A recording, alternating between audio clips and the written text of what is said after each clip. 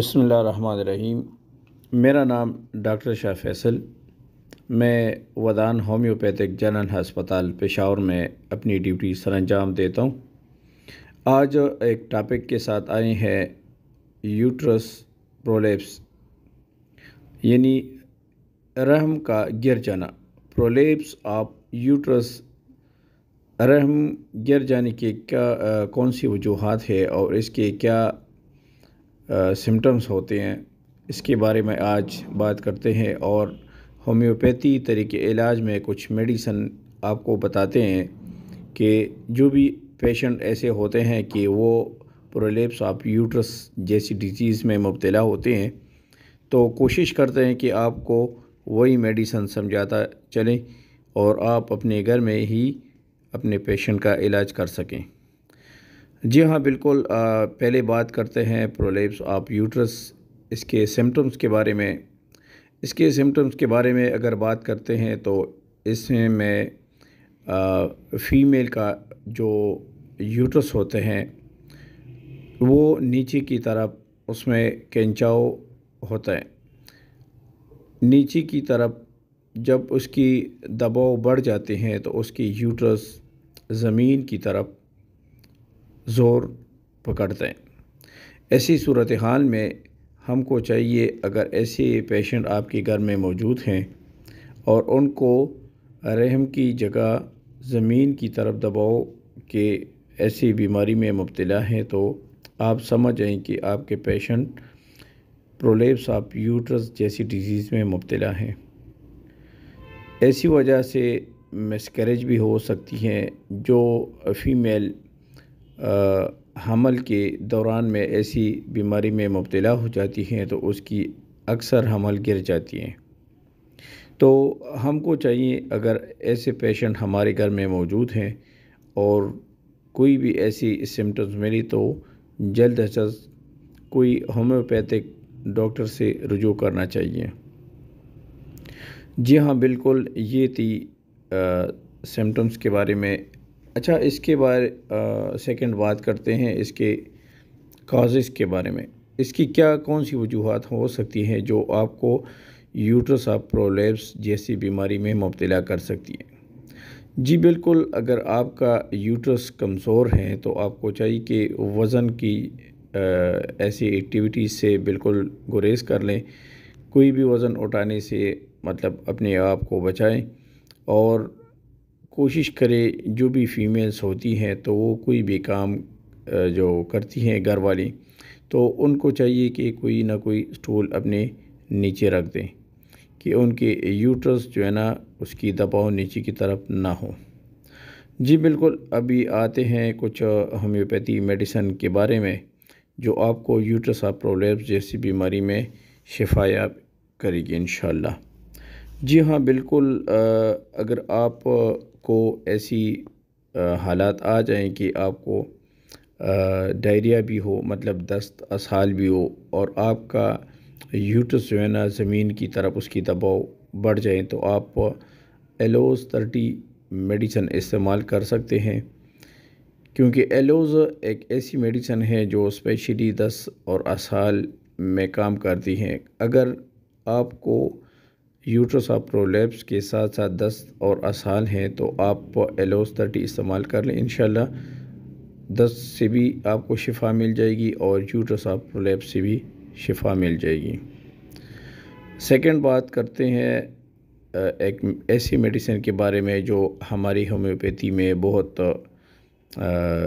Routine میں چلتی جا رہی ہے، بیلاڈونا کے بارے میں۔ جی ہاں بالکل، بیلاڈونا 30 آپ استعمال کر سکتے ہیں۔ یہ آپ کن کنڈیشن میں استعمال کر سکتے ہیں؟ یہ آپ ایسے کنڈیشن میں استعمال کر سکتے ہیں کہ پیشنٹ کا جو ویجائنل ایریا یا اس میں ریڈنس ہو، یا باہر کی طرف اس کی دباؤ بہت زیادہ ہو، اور ویجائنل ایریا میں اس کی جو علامات ہیں مطلب وہاں پہ ریڈنس ہوگی، تو بالکل آپ بیلاڈونا 30 استعمال کر سکتے ہیں۔